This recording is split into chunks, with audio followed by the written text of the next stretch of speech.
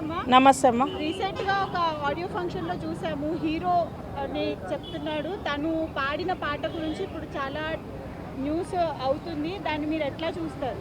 ఏం పాట అని పాట నోట్ల నోట్ల నువ్వు ఏమన్నా పాటనేనా అది? ఏం అర్థం ఉంది ఆ పాటకి? ఓడాడు ఇంతకు రాసినోనికి సిగ్గు ఉండాలి, పాడినోనికి కన్నా ఉండాలి, లేకపోతే అడున్నోళ్ళ కన్నా ఉండాలి. అదే అందుకే మనకు సిగ్గులేదు అంటున్నా నేను. దేనికి పాడింది ఆ పాట? పనికిరాంది. దేనికి పాడింది? ఏం అర్థం ఉంది ఆ పాటకి? ఏమన్నా అర్థం ఉందా? తల లేదు, తోక లేదు. అంటే వాళ్ళ నాన్న ఇంత కష్టపడి బుల్లితెర మెగాస్టార్ అని ఒక పేరు తెచ్చుకొని సినిమాల్లో కానివ్వండి, టీవీలో కానివ్వండి, ఒక మంచి పేరు తెచ్చుకున్నాడు. ఇప్పుడు ఈ అబ్బాయి ఏమో ఇట్లా చేస్తున్నాడు, దాన్ని ఎట్లా చూస్తారు? అసలు పాట పాడేటప్పుడు అయినా కొంచెమైనా కామన్ సెన్స్ లేదా? వాళ్ళ అయ్యి ఇన్ని రోజుల నుంచి ఎంతో కష్టపడి నష్టపోయి తెలుసో తెలియకనో మొత్తం ఇండస్ట్రీలో ఒక పేరు సంపాదించుకున్న ఆయన పరమోత్తం తీసుకొని గంగలో పోసిండు. దేనికి మరి ఇట్లాంటి కొడుకు? మరి అన్న నన్ను ఎందుకు సపోర్ట్ చేస్తున్నాడో అర్థం కావట్లేదు. అన్న కూడా ఎందుకు సపోర్ట్ చేస్తున్నాడు? ఏం పాట పాడుగాను ఏమన్నా పాటనేనా అది? దానివల్ల ఇప్పటికే సోషల్ మీడియా వల్ల ఆగమైజ్ వస్తుర్రా నాయన అంటే మళ్ళీ వాళ్ళిద్దరం ఒకటి తీసుకొచ్చి పెట్టి. అంటే ఇప్పుడు ఒక జర్నలిస్ట్ కూడా, ఒక సీనియర్ జర్నలిస్ట్, తన ఎక్స్పీరియన్స్ అంతా కూడా ఉండదు, తన ఏజ్ అలాంటిదే తనని కూడా నువ్వు సారీ చెప్పాలి, నా లాయర్స్ వచ్చి మాట్లాడతారు నీకు అంటే అంత అహంకారం, అంత 24 గంటలు కాదు, 74 గంటలు ఇచ్చుకో, ఒక రోజు మొత్తం ఇచ్చుకో, లేకపోతే సంవత్సరం మొత్తం ఇచ్చుకో. నేనైతే జర్నలిస్ట్కే సపోర్ట్ చేస్తా. ఎందుకంటే ఆయన తప్పు మాట్లాడలేదు, తప్పు చేయలేదు. జర్నలిస్ట్గా మాట్లాడే హక్కు ఉంది. ఆ పాటకు ఏమన్నా అర్థం ఉందా మాకు చెప్పు. నేను వస్తా నీ తరపుకి వెళ్ళి, నేను వచ్చి పోరాడతా. కానీ నీ పాట అర్థం లేనిది దాన్ని తీసుకొచ్చి నువ్వు ముందర పెట్టి ఇప్పుడు ప్రశ్నించిన వాళ్ళందరి మీద నేను మా లాయర్తో మాట్లాడుకో, మా అక్కతో మాట్లాడుకో, నేను లేకపోతే నేను ఉంచుకున్న లంచతో మాట్లాడంటే ఓడుకుంటాడు. ఏం పాట పాడినావు నువ్వు? ఏం అవసరానికి పాడినావు? ఏమైనా పాటనేనా అది? అర్థం ఉంది ఆ పాటకి?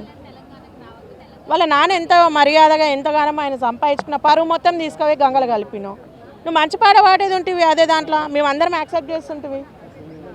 జర్నలిస్ట్గా మాట్లాడే హక్కు ఉంది ఆయనకి, ప్రశ్నించే హక్కు ఉంది. ఆయన తప్పు చేయలేదు.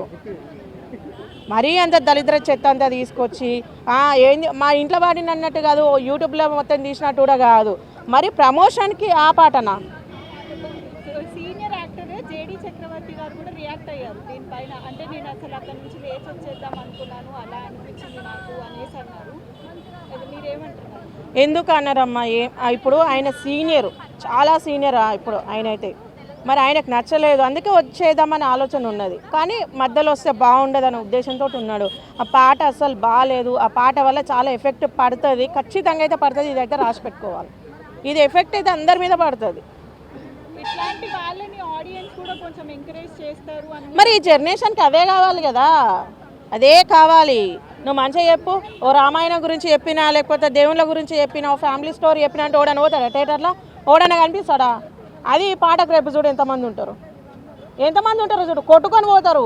ఓడాడైతే తెల్లారకు ముందు కానే పోయి ఉంటాడు. ఎందుకంటే ఆ బంగారాన్ని ఆస్వాదించాలని. అదే నువ్వు ఫ్యామిలీ ఎవ్వడన్నా ఫ్యామిలీ సినిమాలు తీసుకోవడన్నా పోతాడా? మందలిస్తాడా? మందలు ఇయ్యడం, మంచినీళ్ళు తాగాడు, అటంకలో ఓడిపోడు. అదే ఇప్పుడు ఇట్లాంటివి అయితే ఎగేసుకొని పోతాడు. ఆడు కూడా ఓడాను పక్కలో ఇంకా నలుగురిని వేసుకొని పోతాడు. ఇట్లాంటివి మళ్ళీ ఇంకా రిపీట్ చేయొద్దంటే ఏం చేయాలంటారు? యాక్షన్ తీసుకోవాలి ఖచ్చితంగా. ఇట్లాంటివి జరగకూడదు. మీరు మంచిది తీయండి, అందరం యాక్సెప్ట్ చేస్తాం. ఒకప్పుడు 96, 97లో ఎంత బాగుండే సినిమాలు, ఫ్యామిలీతో పోయి చూసేటట్టు ఉన్నాయి. ఇప్పుడు ఫ్యామిలీతో కాదు, చేసుకున్న పిల్లని ఉంచుకున్న లంచం కూడా తీసుకోలేకపోతుంది. తీసుకోగలుగుతారా? ఎవరు అంత దళిద్రంగా, అంత నీచంగా ఉన్నాయి. దానివల్ల మీకు పైసలు వస్తాయో, మీకు పేరు వస్తుందేమో తప్ప ఎవ్వడు మారాడు, ఇంకా ఖరాబ్ అవుతారు. ఇప్పటికే సోషల్ మీడియా వల్ల అందరూ సంఖ నాకిపోతున్నారు. మళ్ళీ మీ ఇట్లాంటివి ఒకటి దయచేసి తీయకండి. మీ డబ్బుల కోసం తీస్తే ఇట్లా బయట చూడు ఎంతమంది పెళ్ళాలని, మొగల్ని ఎట్లా చంపుతారో, ఎట్లా చంపాలని చెప్పేసి మీ సినిమాలకి వెళ్ళి వచ్చినాయి ఇవంతా. ప్రభాకర్ గారి కొడుకు చంద్రహాస్ ఉన్నారు కదా, ఆయన రీసెంట్లీ ఆయన సినిమా ఆడియో లాంచ్లో పాడవాడు. ఇప్పుడు ఆ పాట సోషల్ మీడియాలో చాలా చర్చకు దారితీస్తూ ఉంది. ఎంతోమంది సినీ నాయకులు కానీ, అదే సినిమాలో ఉండే ఇండస్ట్రీలో ఉండే వాళ్ళు కానీ, లేకపోతే బయట ప్రజలు కూడా సాంగ్ విన్నాక ఘోరంగా తిడుతున్నారన్న. యాజ్ ఒక కామన్ ఆడియన్గా మీరేమనుకుంటున్నారంటే, తను అలాంటి పాటలు అంత ప్రభుత్వం ముందు పాడడం కరెక్ట్ అంటారా? కాదనుకుంటున్నామమ్మా. ఎందుకంటే ఇప్పుడున్న దానిలో కొన్ని బూతుల పదాలు కూడా వినపడినాయి అని చెప్పేసి కామెంట్లు వినపడుతున్నాయి. కానీ ఉన్న పేరుని చెడగొట్టుకోవడానికి తప్ప ఎందుకు పాడాడు నాయన అన్న ఫీలింగ్ అయితే కలిగిందమ్మా స్టేజ్ మీద ఆ పాట పాడటం వల్ల. అది ఇంకా ప్రభాకర్ గారు ఎన్నో సంవత్సరాల నుంచి ఇండస్ట్రీలో ఉన్నారు.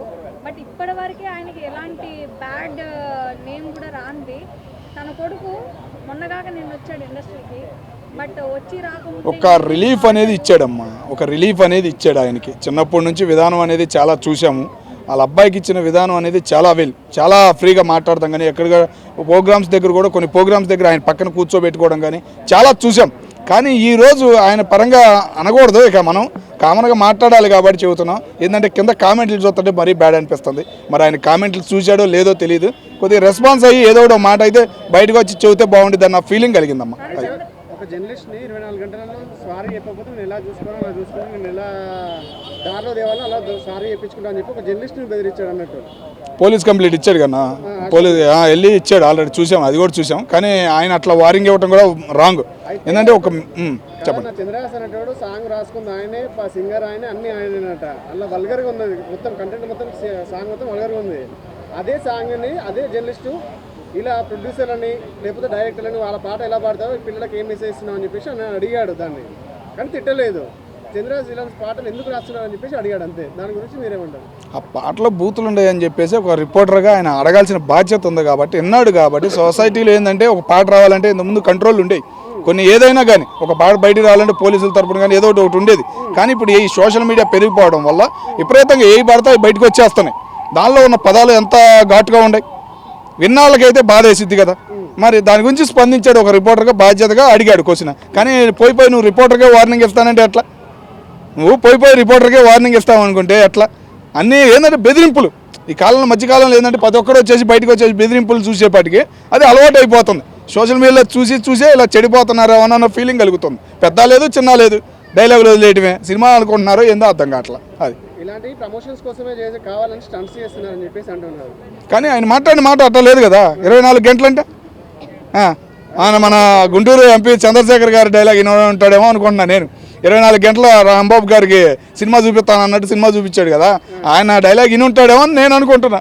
ప్రతి ఒక్కటి 24 గంటలు పడితే ఆయన ఎంపీ అయ్యా, నువ్వు కామన్ మ్యాన్వి, నీకు ఆయనకి తేడా లేదు. అది కరెక్ట్ కాదన్న. అందుకే రిపోర్టర్ కూడా స్పందించాడు, పోలీసులు స్పందించారు. ఓకేనా, పోలీసులు కూడా మాట్లాడారు కదన్నా, స్పందించారు, తగిన చర్యలు తీసుకుంటారు. నువ్వేం చేస్తావు అనేది చూద్దాం అనే లెక్కనే మాట్లాడారు కదా. మరి అది